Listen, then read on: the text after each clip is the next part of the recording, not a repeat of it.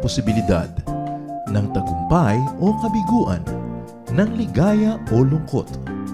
Kaya marapat lamang na tanggapin si Jesus bilang tagapagligtas at Panginoon. At matapos yun ay panariwain ang katapatan at paglapit sa Kanya bawat araw o day by day.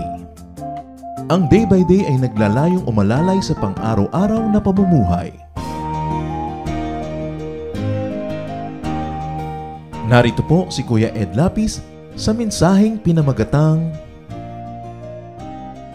5 Secrets of a Happy Family.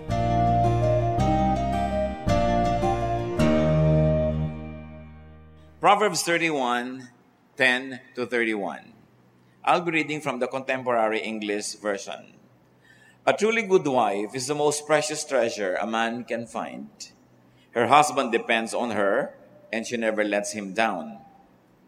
She is good to him every day of her life, and with her own hand she gladly makes clothes. She is like a sailing ship that brings food from across the sea. She gets up before daylight to prepare food for her family and for her servants. She knows how to buy land and how to plant a vineyard, and she always works hard.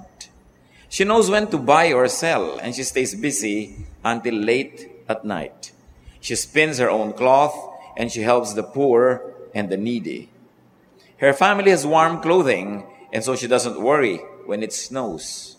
She does her own sewing, and everything she wears is beautiful. Her husband is well known and respected leader of the city. She makes clothes to sell to the shop owners.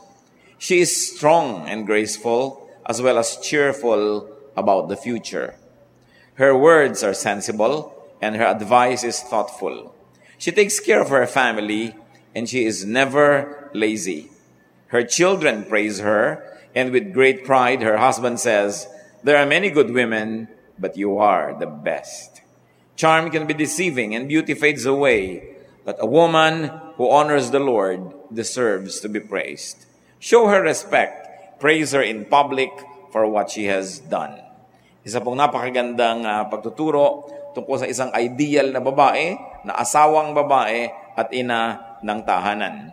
Ama namin, salamat sapagkat kayo ay nagtuturo sa amin sa pamamagitan ng mga malilinaw na mga halimbawa at instruction. Nawa Panginoon, kami po ipagpalain nyo ngayon, turuan nyo kaming makita ang ligaya na maaari nyo ibigay sa amin through our families.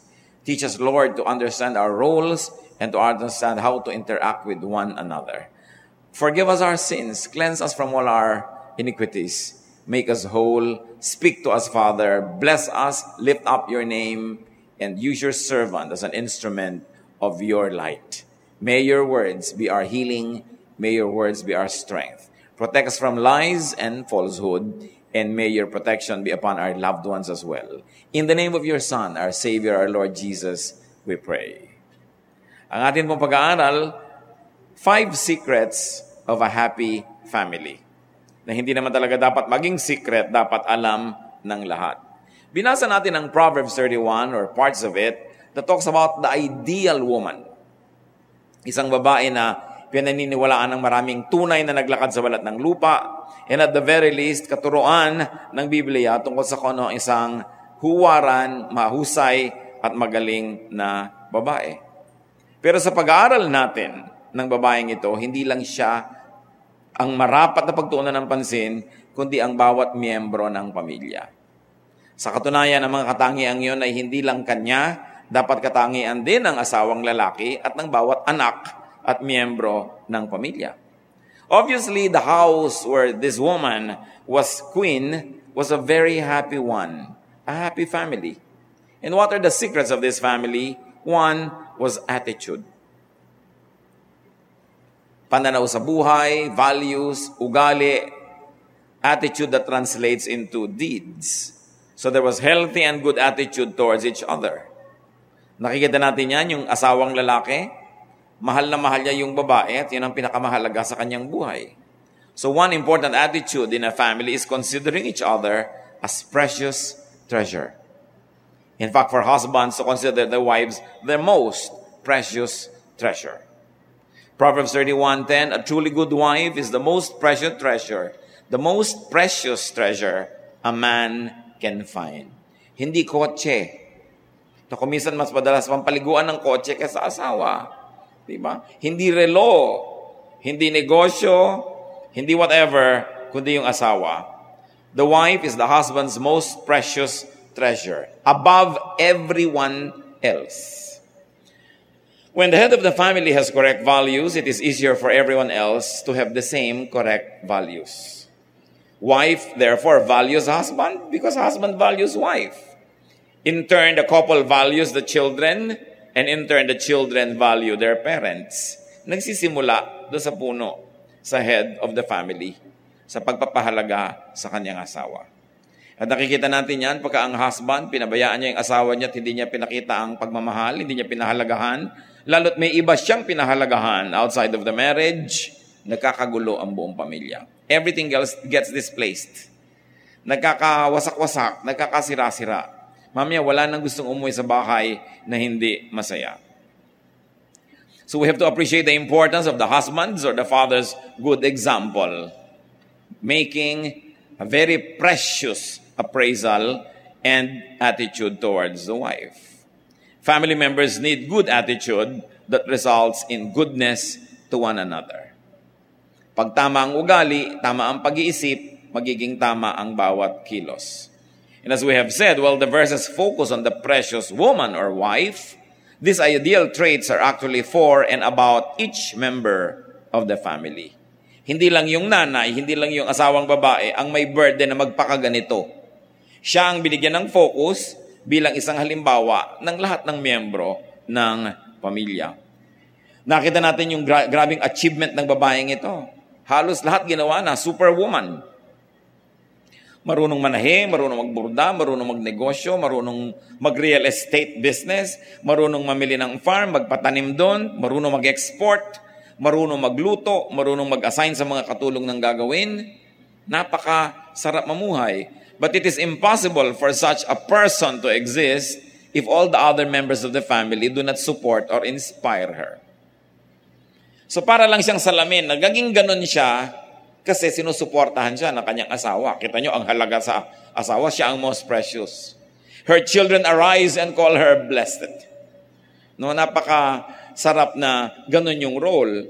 Siyempre, hindi ka naman gaganahan na magtrabaho to give your best if the other members of the family ignore you. Kaya yan, may effect sa bawat isa. Para mga bola sa billiard table, pag bumangga, nagbangga-banggaan, may epekto sila sa bawat isa. Mahalaga ang kilos ng bawat isa. Verse 12, she is good to him every day of her life. Mabuti daw itong babaeng ito sa kanyang asawang lalaki. Bawat araw ng kanyang buhay. Kaya sabi sa verse 11, her husband depends on her and she never lets him down. May suspecha ako na ang babaeng ito Filipina. No? Yung pinag-uusapan, talaga mga quality ng outstanding Pinay. Talagang naaasahan, pwede mong paniwalaan, at laging nandun. So what one quality, what secret of a family is this? Everybody's dependability. Naasahan. Hindi lang yung nanay, hindi lang yung tatay, bawat miyembro ng pamilya, pag may assignment, pag may duty, pag alam na niya yung duty niya, hindi mo na kailangang i-check, alam mo mangyayari kasi there is dependability.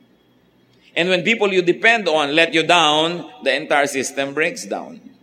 But when people are dependable, there is interdependence. At yan ang tunay na pamilya. Umaasa ako sa iyo, umaasa ka sa akin, nag-aasahan tayo dahil tayo yung maaasahan. And because of that, we have stronger ties. I don't want to live without you and you don't want to live without me because we are interdependent.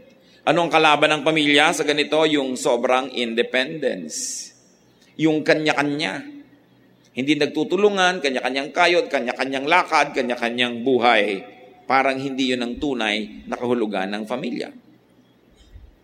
Proverbs 31:15, description pa ng babaeng ito. She gets up before daylight to prepare food for her family and for her servants. So inaasa niya, Bining, itong kakainin mo, di ba? Ito ang kakainin mo. Yung lahat ng mga tao naka-assign, hindi magulo. Hindi halo-halo. At ano pang ibig sabihin pagka maaga kang gumigising, special ang nagiging preparation. Hindi kung ano-ano na lang. There is service to one another. Now, it's not always the woman. It can be the man.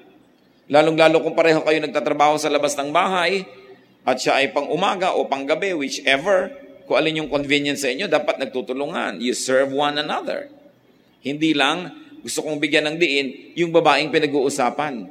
Kasi kung siya lang ang gumagawa nito, matagal na siyang nag-resign. Kailangan meron ding response, meron ding sagot, at meron ding sukli na natatanggap siya. Kaya kung ano yung sinasabing katangian ng babaeng ito, katangian din dapat ng bawat miyembro ng pamilya.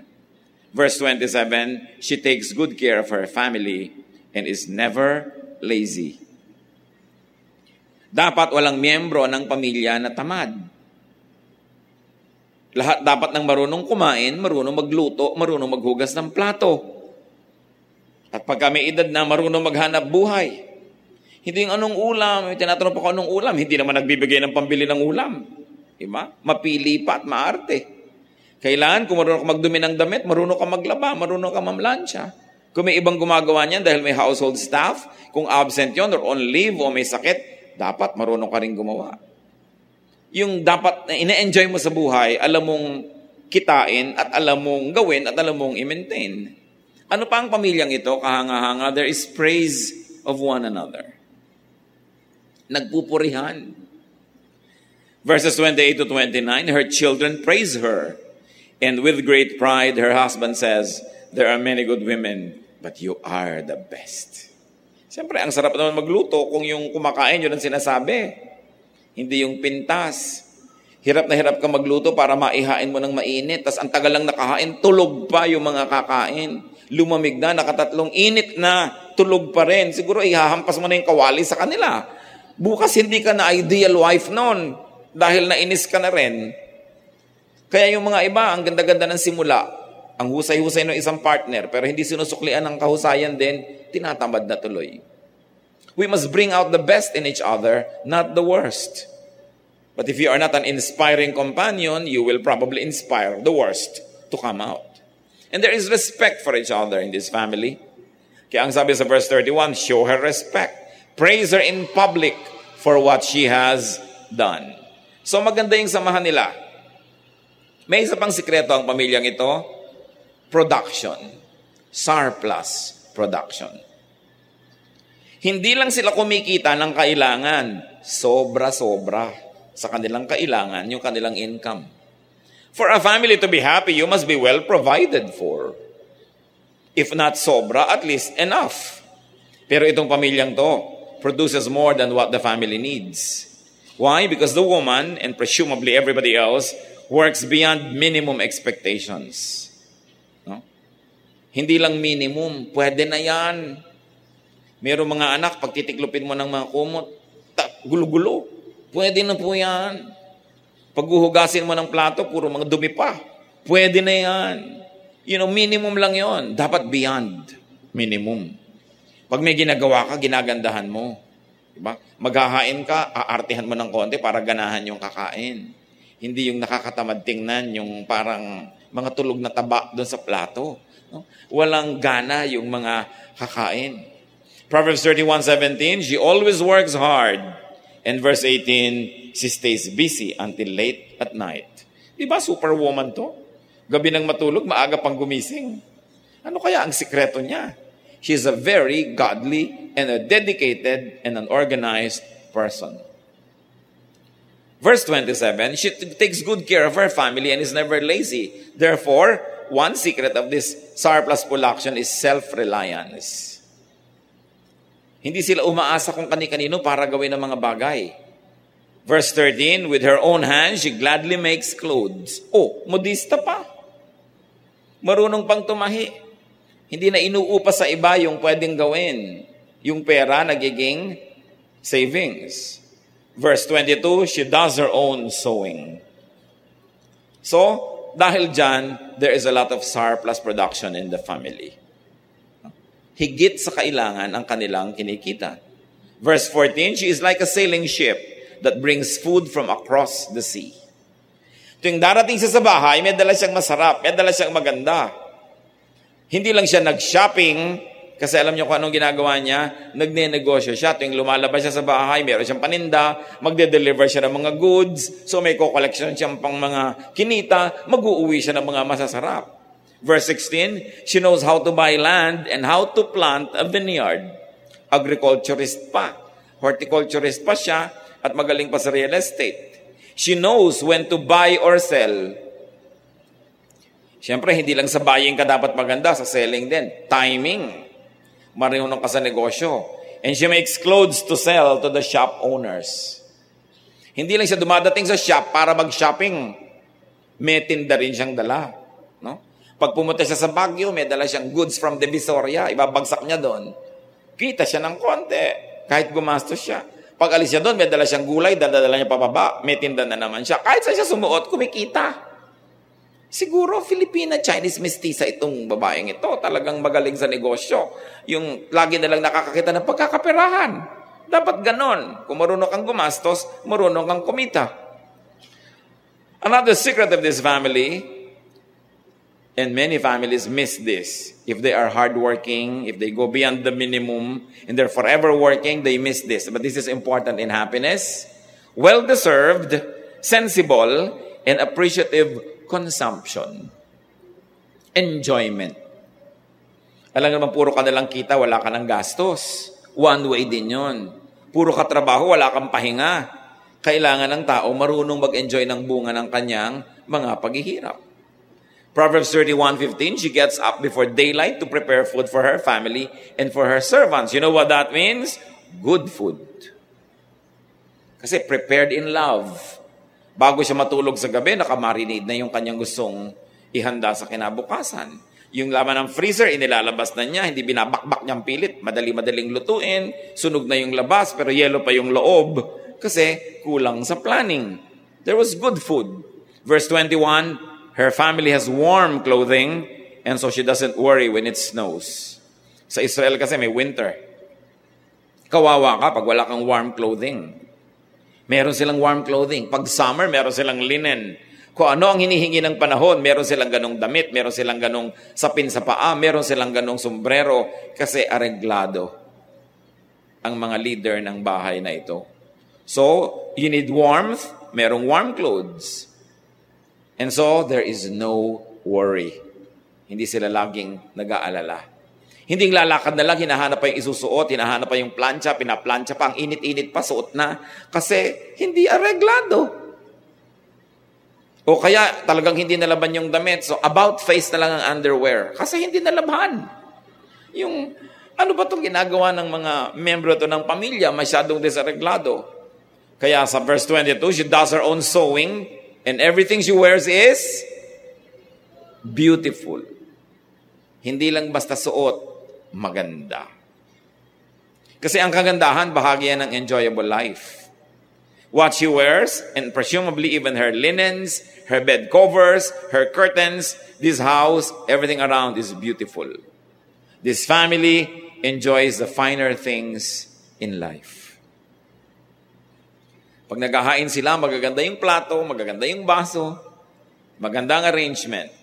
Why? Because life is to be surrounded by and lived in beauty. Not necessarily in luxury, okay? Beauty. Kahit simple, kahit hindi mahal, kung pinag-iisipan, napapaganda ang lahat. Pagka tinitingnan mo yung detalye. The fourth secret of this happy family, which is related to the first secret, is good relations with others, meaning people outside of the family. Doon sa first secret, maganda yung samahan nila sa loob. Ito maganda naman ang pakikisama nila sa labas. Family life could be much better with friendly relations with others that allow and result in peace. Kung nagmamahalan nga kayo pero basagulero yung tatay mo, palaaway yung nanay mo, chismosa, marami nakakaaway, so naglalakad kayo, nababato kayo ng kung ano-ano, nadadamay ka. Diba? Kaya yung mga matitinong magulang, nagpapakatino sa buhay para huwag magkaroon mga taong galit sa kanila, madadamay tuloy mga anak nila. Naranasan mo yung mga tatay na maglalasing, makikipagsaksakan, pupuntahan ng anak sa labas para tulungan, yung anak ka nasaksak dahil sa lasenggong tatay. Nasusuot sa gulo yung kuya dahil basagulero tong kapatid. Magda-drugs, pagkatapos hindi makaya yung drugs, kung ano-anong gagawin, pati kotse ng kapitbahay, sinusuntok. So anong mangyayari? Makapahawa yung kapatid, mapapahamak. Ang bawat miyembro ng pamilya, may pananagutan tayong maging mabuting tao sa mga tagalabas para huwag tayong magdala ng gulo sa loob. Kawawa naman yung mga magulang na walang ginagawa kundi hanapin ka sa ospital o kaya sa presinto o sa morgue. Unfair. Kung minsan tahimik na tahimik ang buhay mo, pinapatino mo, nagkakagulo-gulo yung buhay mo dahil may member ng family na gumagawa ng mga kabalbalan, nadadama yung mga ibang members. Pero if our family members know how to have good relations outside, there is peace. There's trading. Siyempre, kung manggagancho yung tatay at nanay mo, minsan lang makapagnegosyo yan, tapos minaantutri niya yung mga kanegosyo niya, mamaya puro maniningil yun nasa pinto nyo, puro mga naniningil, puro galit, wala na kayong ibang negosyong pwedeng gawin. When the people are well-behaved, there is security enjoyed by the members. Kaya ang sabi sa verse 16, she knows how to buy land. At mahalaga yung verse 18, she knows when to buy or sell. She knows how to buy, how to sell. Ang ibig sabihin nito mga kapatid, bukod lang sa alam niya yung skill, marunong siyang makipagkapwa. Sustainable ang mga relationships niya, nauulit ang kanyang mga negosyo, because what it means to know, knows mean win-win. Hindi lang siya nang lalamang sa kapwa at siya lang ang kumita, yung partner niya hindi na. Hindi lang siya sobrang barat sa palengke, siya na lang yung nakinabang, yung tinderang kawawa, wala nang tinubo. Hindi siya sobrang magtaas ng presyo na kawawa naman yung mga bumibiling konti lang ang pera, siya lang yung yumayaman. She knows how to do business. And you know good business? Binubuhay mo yung mga kapartner mo sa negosyo. Hindi lang ikaw. Kasi pag namatay yun, wala ka ng kapartner. Pinapasaya mo, binibigyan mo ng satisfaction, savings, pati yung mga bumibili sa'yo. Para bukas, may pera pa uli siya para ibili sa'yo. Hindi minsan lang siya nakabili, tapos bukas isinumpa ka na buong buhay, nanganib ka pa. She knows how to be a good business person. She's fair. It is a business policy that sustains everyone. When we have bad business ethics, our family can suffer and pay. Either gantihan ka ng mga hindi ka naging tapat na mga kasama mo sa negosyo, o Diyos, langit, ang magpaparusa sa iyo kung hindi ka honest sa iyong mga dealings. Kaya anong sabi? Dahil matino ang babaeng ito, her husband is well-known and respected leader in the city. Kung meron tayong family member na gumagawa ng sobrang mga mali, halos ayaw mo na ipakita yung mukha mo sa kapitbahay, halos ayaw mo nang pumunta sa country club, halos ayaw mo nang makita sa ibang lugar kasi nakakahiya. Kaya meron tayong pananagutan na ikarangal tayo, ipagmalaki tayo ng mga miyembro ng pamilya natin, hindi ikahiya. Mga estudyante, abay may awa naman kayo sa nanay at tatay nyo kung laging napapatawag ng principal. Lagi na lang ipinapatawag ng dean. Lagi nakikiusap sa mga paaralan na tanggapin na kayo, nakakapitong lipat na. 8 kick out na, hindi pa kayo matahimik sa buhay. Kawawa naman yung mga magulang. No? Imbes na maipagmalaki yung anak, siyempre anak, mahal pa rin yan, pero hindi mo maipagmalaki. Di ba ang sarap na bigyan mo yung magulang mo ng kaligayahan na naipagmamalaki ka niya? Siyempre, maipagyabang ka naman kahit konti ng magulang.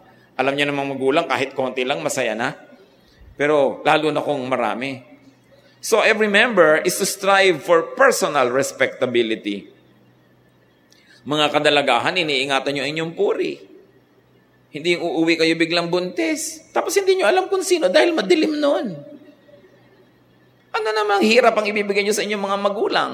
Pero siyempre, kahit nangyayari pa nga yan, nananaig yung pag-ibig ng magulang, sinusustain ka, tinutulungan ka, pero hindi ba mas masarap yung ibinibigay mo kasiyahan, lalo kung may edad na yung mga magulang. At ganoon din man mga magulang, maipagmalaki kayo ng mga anak. Diba? Hindi yung hiyang-hiya yung anak nyo bago kayo maituro sa classmates, yun ang nanay ko. No? Dahil ang itsura mo, hindi ka galang-galang. So napakahalaga na sinasaalang-alang mo yung nararamdaman ng iyong family member. Isa pang mahusay sa babaeng ito. Proverbs 31:20, she helps the poor and the needy. She opens her hands to the poor.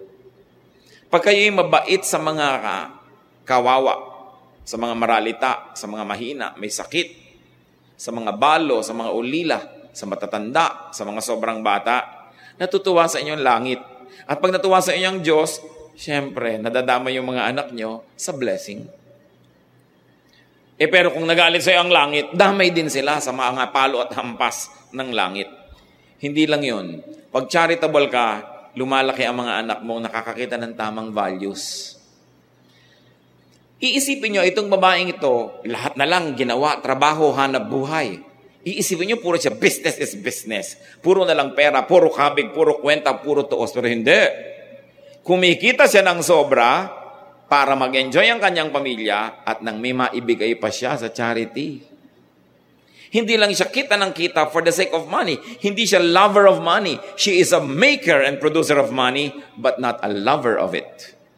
Because she loves God, she loves her family, and she loves even the poor.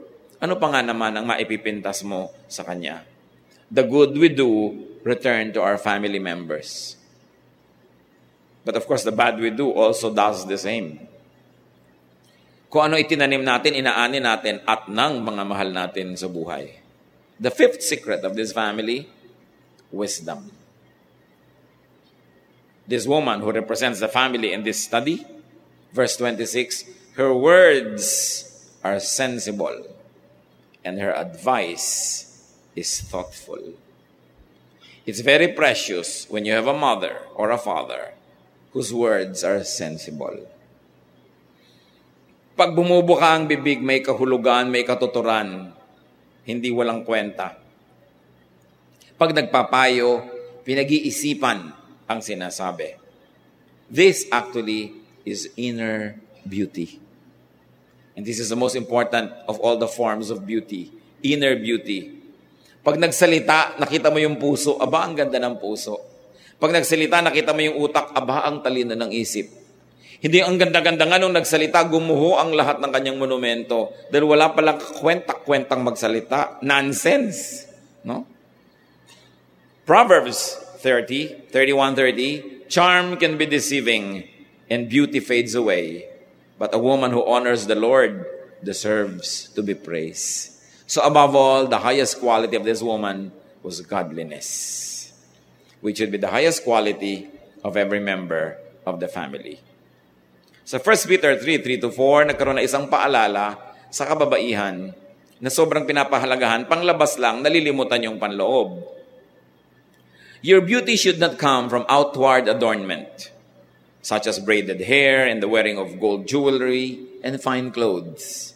Instead, it should be that of your inner self, the unfading beauty of a gentle and quiet spirit, which is of great worth in God's sight. Don't get the verse wrong. Hindi naman masamang magtirintas yung babae o mag-ayos ang buhok. Hindi naman masamang magdekorasyon sa ulo niya ng mga paru-paro, bituin, buwan, at kung ano-ano pa. No?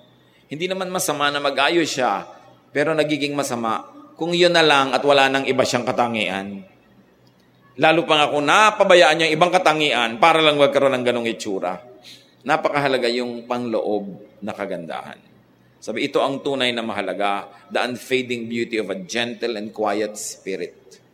Yung hindi masyadong mabilis magalit, hindi mabilis matakot, hindi madaling mag-react, yung tahimik, unruffled like a quiet pool without blemish on its face. Humaharap sa sobrang saya at sa sobrang lungkot na buo ang loob. Hindi extreme ang behavior, hindi extreme ang mga reaction dahil merong matining na kalooban. Yan ang napakahalaga na ma-develop na character, hindi lang ng babae, ng lahat ng miyembro ng pamilya. So family happiness is every member's project. Hindi lang project yan ng tatay. Hindi lang yan project ng nanay. Pero admittedly, pag yung nanay ang nag-fail sa project na ito, ang daling sumabog ng lahat. Nakikita natin sa ating kapaligiran, kung minsan yung tatay fails, pero habang matino yung nanay at buo ang kanyang loob, nabubuo pa rin niya yung pamilya. Pero pag yung babae ang sumabog ang kanyang pagkatao, kahit ang tinunong lalaki, ang hirap buuin. Kaya talaga napakahalaga ng mga wives and mothers sa pagbuo ng isang pamilya. Pero sinasabi natin dito, husbands, inspire your wives to be the best persons that they can ever be. Help them. Bring out the best in them. And so the children should do the same. Kailangan tayo magsikap maging masaya, mga kapatid. Sandali lang ang buhay dito sa mundo. Sandali lang. Ano ba yung 90 years kung maka 90 ka? O 100 kung maka 100 ka? Imagine kung 100 years ang life, kung 50 ka, kalahati na. Gaano karami na lang yung natitira? Kailangan masaya ang buhay. Ang mga bata, gaano katagal kasama ng magulang? 18, 20, 25 years? Tapos mag-aasawa. O kung hindi man nag-aasawa at umihiwalay, nag-abroad, lumilipat sa ibang city. Sandali lang kasama ang mga bata. Kaya dapat pinagsisikapan na masaya. Para ang pabaon mo sa kanya, saan man siya magpunta, saya. Siyempre may lungkot ang pamilya.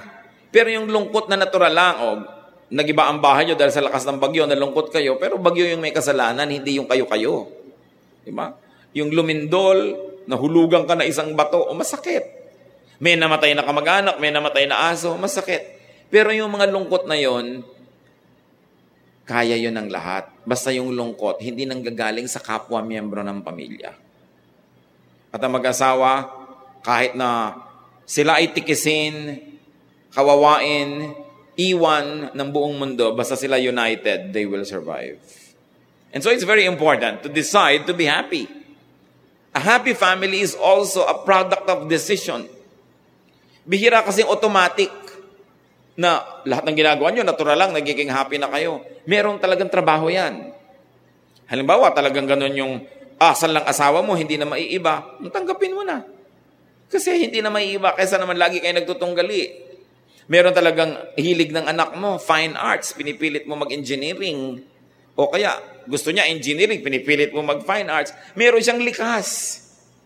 Ang tao, siya nagbo-blossom, nagiging masaya, mabunga, kung nandun siya sa likas, sa hiyang sa kanya. Kaya ang trabaho dapat ng family members is to encourage and support one another to be the best versions of themselves, not to be cheap, second-rate copycats of their cousins or their other relatives or other friends. So, dapat dentist ka kasi mga pinsan mo dentist, ginagawa mo siyang copycat. Kung ayaw niya, paano? Kung minsan pinagbibigyan ng magulang, napipilitan ng bata, pero kalahati lang ang saya. Tapos buong buhay, ang kaharap niya mga ngiping bulok, hindi naman niya gusto yon. Paano siya sasaya? You have cursed the person unto a life that he did not like. Sandali lang nga yung buhay. Kaya dapat magpasya tayo. Mag-usap-usap ang pamilya, magplano, tanggapin ang isa't isa, magsuportahan para yung maiksing buhay, mapasaya to the max. Ecclesiastes 9:9, life is short. And you love your wife, so enjoy being with her. This is what you are supposed to do as you struggle through life on this earth. Anong sinasabi dito? You enjoy being together, so fight for it and be together. There also is a time when you have to say, enough is enough. Kung minsan umaalis yung isa, nag-abroad para lang magbayad ng utang o nabayaran na si utang o another year kasi gusto pang medyo magkaroon ng konting savings o sige, another year or two. Mamaya kumuha na ng hulugang lupa sa kung saang subdivision sa Pililla, Rizal. So, another 5 years. O anin mo yung lupa na walang bahay, so kailangan magkabahay, so another 5. Dahil nasa Pililla, kailangan naman ng kotse, so another 5. Mamaya, namatay na siya sa abroad, hindi na nakauwi. Sa tagal. Dahil hindi na mauubos-ubos yung gusto mo sa buhay na kailangan ng pera. So a wife and a husband says, enough is enough, ito na lang. O ang negosyo lumalaki. Palaki na ng palaki, pero hindi na kayo nagkikita. Isa nagkakahiwalay na kayo. Ang init-init na ng ulo nyo pareho uuwi dahil pareho na kayong pagod. You say, enough is enough. Let's be happy with this amount and then let's enjoy our company. Kasi darating ang panahon, mamamatay na yung isa, sayang, hindi sila nagkasama. So sabi, mahal mong asawa mo, pues, gumawa kayo ng paraan that you enjoy being together. Ibig sabihin, kailangan din siyempre may pera kayo kasi mag-gastos din magkasama. Alangan mo nagtitingin ng kitaghahangaan sa isa't isa maghapon tapos wala naman kayo makain. Kaya yung isa sa happiness ito pinag-uusapan natin mga kapatid, surplus production, di ba? Kailan marunong kang kumita, hindi puro gastos. Ang mga tao dapat nag-iipon o may insurance kasi alam natin dumadating ang sakit. At pag dumating yung mga sakit sa inyo, usually you're too old to save. Kaya dapat habang young ka pa lang, nagsisave ka na, young people. No? Kung kukuha kayong insurance habang maaga, mura pa yung premium. Ingatan nyo lang dahil baka kayo ma-1, 2, 3. No? Pero dapat meron kang paghahanda. Hindi ang tanda-tanda mo na, tsaka ngayon yung mga atay mo, yung mga buto-buto mo at kung ano-ano, ay mga may sakit na, pero lampas ka na sa tanghaling tapat ng buhay, wala ka na ngayong magawa, anong gagawin mo? Kaya dapat itong message ito para doon sa mga merong pampanahon, ihanda nyo ang sarili nyo dyan. Kasi sasandali ang buhay at marami doon katandaan na maraming mga karamdaman. Sabi sa Ephesians 5:25, happy families, remember? Husbands, love your wives.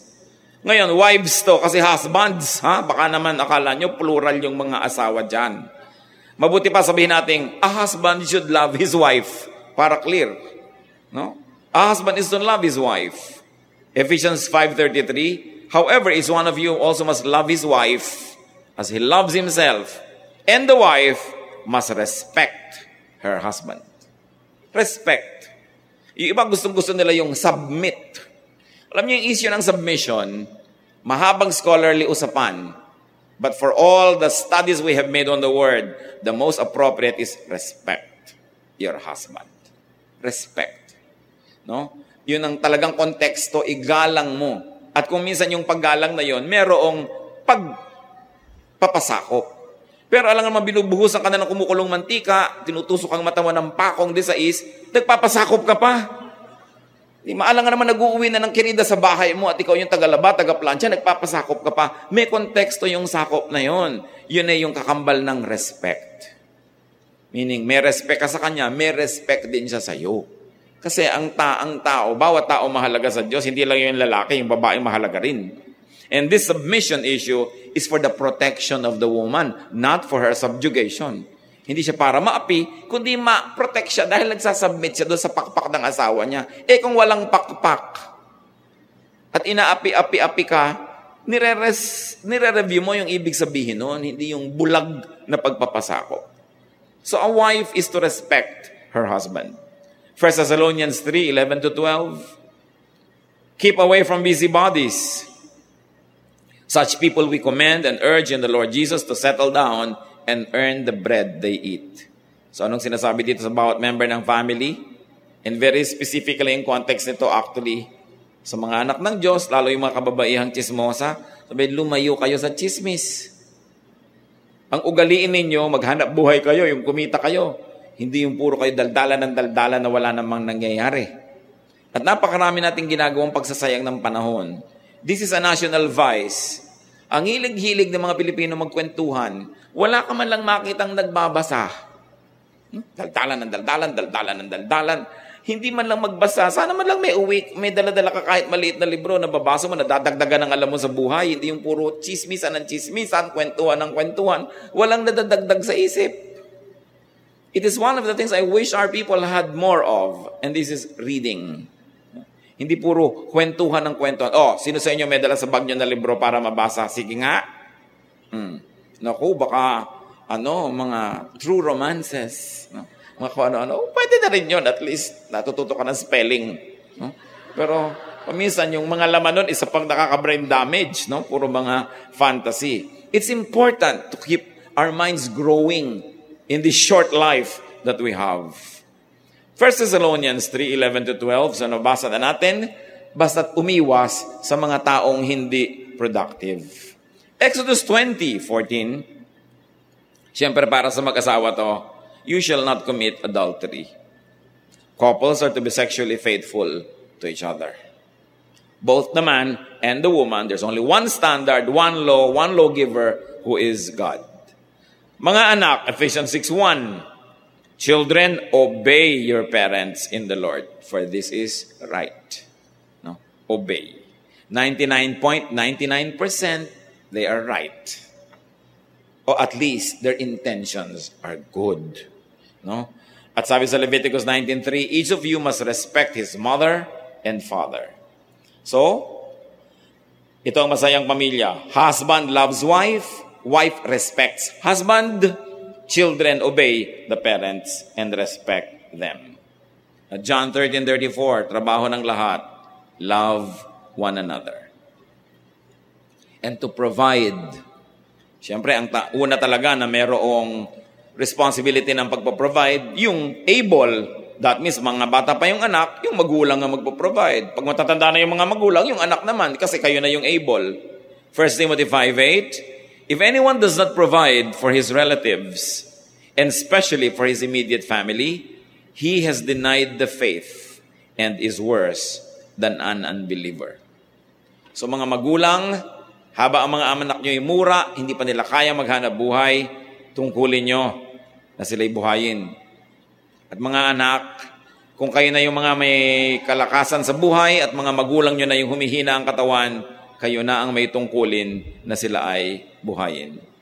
Sa isang masayang pamilya, you do your part and get your share of family happiness. Kailangan may kontribusyon ka, pagkatapos meron kang parte sa ikinabubuti ng pamilya. Ngayon, meron tayong hindi na pag-uusapan kanina pa. Paano yung mga ulilang lubos? Wala na silang magulang nung lumaki sila. Paano yung magkahiwalay yung mga magulang, single parent yung kasama? How about incomplete or dismembered or what some people even call dysfunctional families? Marami sa atin, ganun yung background. Why? Because life is not perfect. Maraming ganon. Ang unang-unang dapat natin gawin, forgive. Kung sa akala ninyo, nag-iisa kayo o kukonti lang kayo o nagkahiwalay yung mga magulang nyo, nagkaganito ka, etc., etc., ang una mong gawin, find it in your heart to forgive whoever you think was responsible for the dismemberment of your family. Kung tatay mo ba yung may kasalanan o nanay mo, kuya mo, whoever, patawarin nyo. Kasi your only other choice is bear a grudge. Dalawa lang, magpatawad kayo o kumimkim kayo ng galit at puot sa puso nyo na sisira sa inyo. Kung nakasira na sa inyo nung araw, yung ginawa nila noon, habang hindi nyo sila pinapatawad, patuloy kayo nasisira. Because anger is like acid. It destroys its container more than the person for whom it is being stored. So be wise, forgive, then forget. Hindi na kayang ibalik ang panahon. Kahit ano pang galit ang ikimkim nyo sa puso nyo, ang tapos ay tapos na. Pero yung mangyayari ay mangyayari pa. Therefore, move on. Move on. Hanapan nyo ng blessing yung nangyari sa inyo. Siguro naging strong yung character nyo, nagkaroon kayo ng ganitong paninindigan, nalapit kayo sa Diyos, etc., etc. Dahil wala na kayo ibang masyadong maasahan. Move on. Philippians 3:13, one thing I do, forgetting what is behind, and straining toward what is ahead. Lahat tayo, merong mga parts ng past na hindi maganda, hindi perfect, hindi masarap ulit gunitain. Patawarin yung mga character involved, then move on. Because life is never perfect. It never is. So do what and do the best that you can by God's grace. And thank God that you have become a child of the Lord in heaven. Philippians 4:13, I can do everything through Him who gives me strength. So ano man yung background, maaaring may nagawang mali sa iyo ang member ng iyong family o may nagawa kang mali sa kanya, magpatawaran. May nagawa kang mali sa iyong sarili, meron ka naging mistake, patawarin mo lang yung sarili, humingi ka ng tawad sa Diyos, and then move on. Make the most of life and make the most of family life, whatever is left of your family. Kahit naman sa Bible, mga dysfunctional yung mga pamilya, mga kapatid na nag-aawayan. Ang unang murder nga, magkapatid no? Mga selosan, agaw-agawan, naka-record na lahat. Huwag na tayo magtaka kung nangyayari ngayon. Sapagkat ang tao ay naligaw ng landas, marami tayong kasalanan sa Diyos at sa isa't isa, pero ang mahalaga, make the most out of what is left. Because whatever little is left, you add God's grace and blessing to it, it is so much more than you need. Because we can do all things through Christ who gives us strength. At kahit anong kulang sa atin, pag ang Panginoong Hesus ang pinapuno natin, umaapaw pa yan. Sabi nga, siksik, liglig at umaapaw pa. Pagka ang Diyos ang nagpuno. Yung mga walang tatay, ang Diyos ang gawin yung tatay talaga sa buhay. Yung mga walang nanay, pwede rin ang Diyos na nanay. Hindi naman siya tatay lang o nanay lang, siya yung magulang. No? Generic talaga. Parent ang ating Diyos. At pagkatapos, maglingkod tayo sa ating mga mahal sa buhay. Yung paglilingkod natin can strengthen them. Sometimes yung ating pag-unawa, malaking-malaking bagay pala doon sa tao kasi kung hindi natin siya ununawa noon, nag-suicide na pala o sumabog na, nabaliw na dahil bibigay na, yun na lang hanggang doon na lang ang kaya niya. Pero inunawa mo, minahal mo, na-extend ang kanyang sanity, na-extend ang kanyang buhay. Tulad ng babae, sa verse 21, her family has warm clothing and so she does not worry when it snows.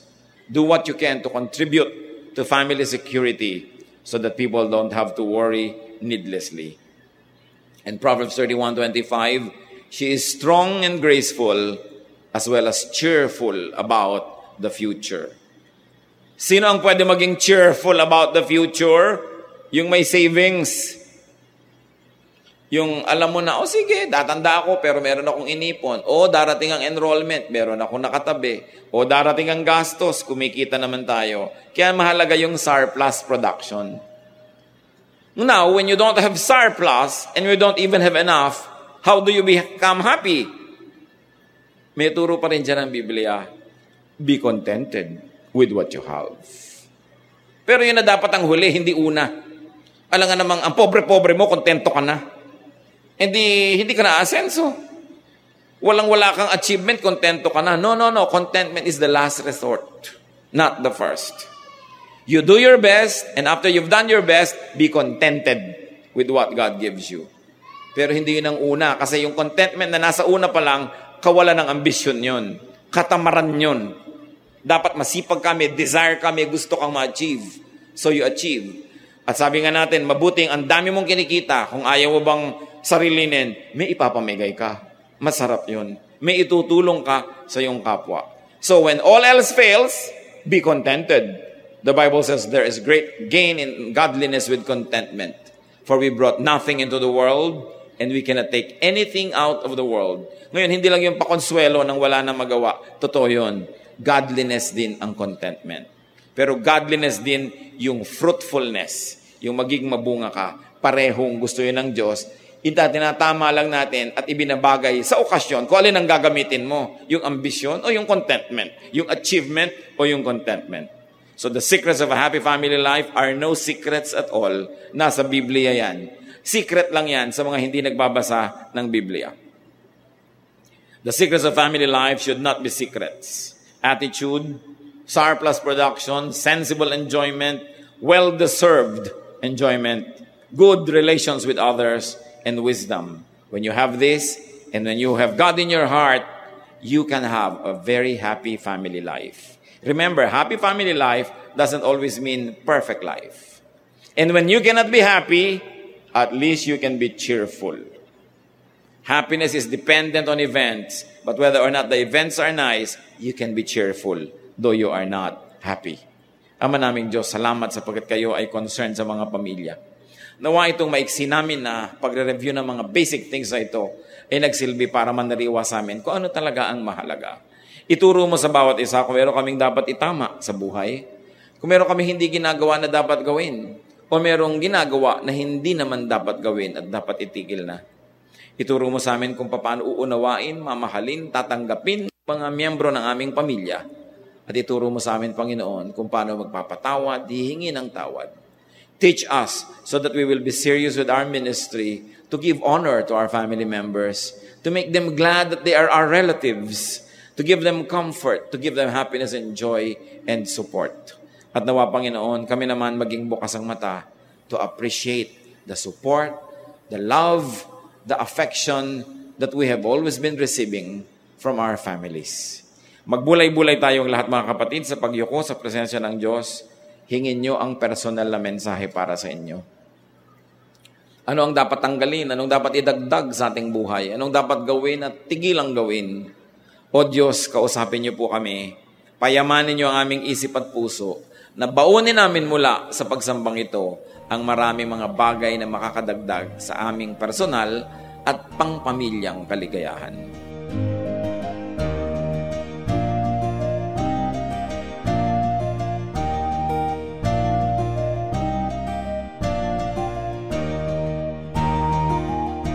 Ang katatapos pong mensahe ni Kuya Ed Lapiz ay pinamagatang 5 Secrets of a Happy Family.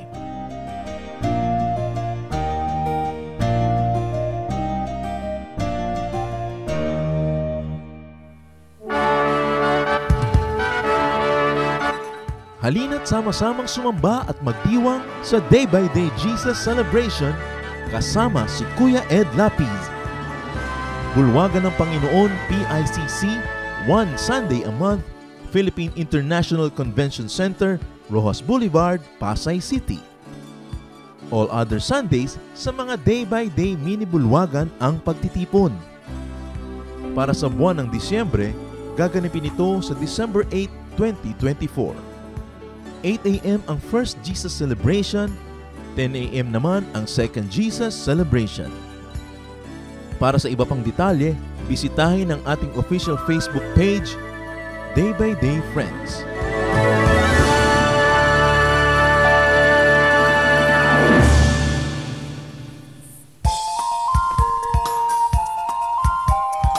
Ako po si Kuya George D. Macali. Inaanyayahan po namin kayo na dumalo at makisaya sa Jesus Celebration sa ating Day by Day Caloocan Malabon Mini Bulwagan. Ito po ay tuwing linggo sa Bulwagan ng Panginoon. Ito po ay located sa number 47 Libis Espina Street, Barangay 14, Caloocan City. For contact details, please call Kuya George at 0917-828-7809. Gayon din kay Kuya Gary Gargaritano at 0977-852-6536. Halina po tayong magsama-samang ipagpuri, ipagdiwang parangalan ang ating Panginoong Jesus.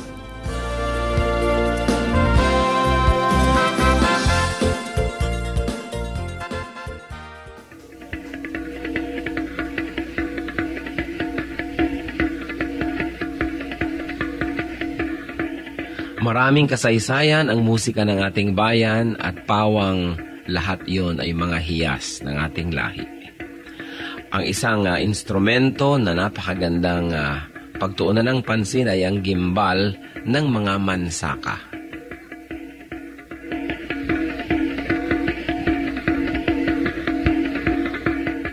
Ang gimbal ay isang magkabilaang tambol na matatagpuan sa hilaga at silangang bahagi ng Davao sa grupo ng mga mansaka. 28 cm ang taas nito, humigit kumulang, at 21 cm ang bilog, humigit kumulang. Yari ang gimbal sa isang katawan ng punong kahoy at ang magkabilang dulo ay tinapala ng pinatuyong balat ng usa. Ito ay hinahampas ng isang manipis na patpat habang isang kamay ay tumatapik-tapik sa kabilang tambol sa kabilang dulo ng instrumento. Ang gimbal ay maaring tugtugin mag-isa o ng mga may kasamang ibang instrumento kung ito'y ginagamit sa ritual. 1 hanggang 2 tao ang maaring tumugtog sa magkabilang dulo ng gimbal.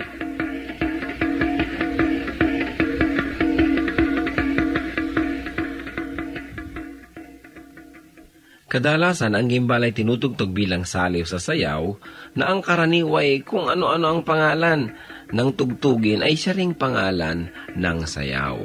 Kung ano ang tawag sa instrumentong ginagamit ay nagiging tawag din sa sayaw mismo. Kung minsan ang gimbal naman ay tinutugtog sa paglalarawan ng kalikasan, halimbawa ang mabilis na pag-agos ng tubig sa batis.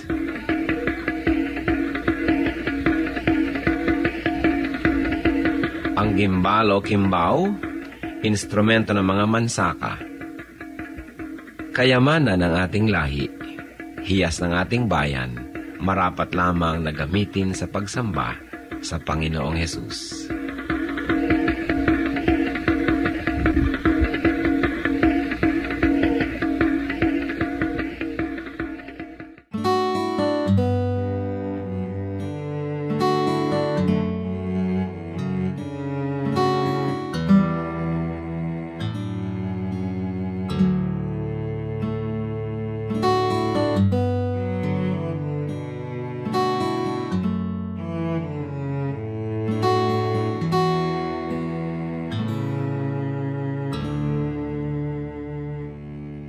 Aking damdamin, di mapalagi, at ang isipan ay laging ligaw, di mawawari ang buhay palagi, kahit litang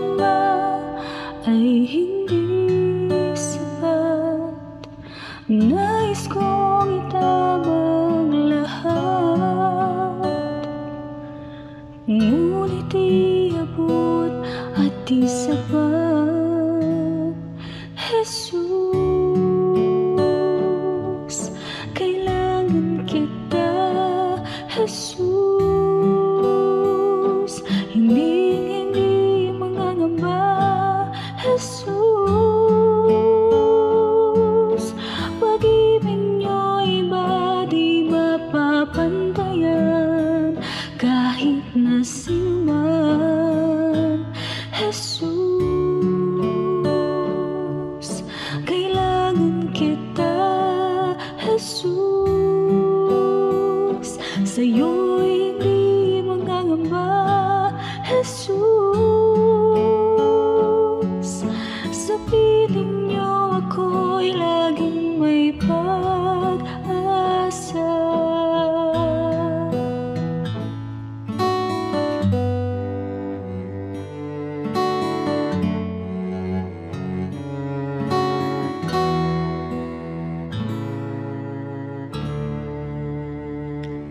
Aking damdamin, di ba palagi at ang isipan ay laging ikaw, di mawawari ang buhay palagi kahit di tama ay hindi sapat. Nais kong itama ang lahat, ngunit iabot at di sapat. Jesus, kailangan kita. Jesus, hindi mangangamba. Jesus, pag-ibig niyo'y iba di mapapantayan kahit na sinuman. Jesus, kailangan kita. Jesus, sa'yo'y hindi mangangamba. Jesus, sa piling niyo ako'y laging may pag-asa. Jesus, kailangan kita. Jesus,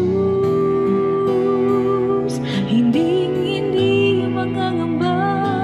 Jesus, pag-ibig niyo'y iba di mapapantayan kahit na sinuman. Jesus, kailangan kita. Jesus, sa'yo'y hindi mangangamba. Jesus, sa piling niyo ako'y laging may pag-asa.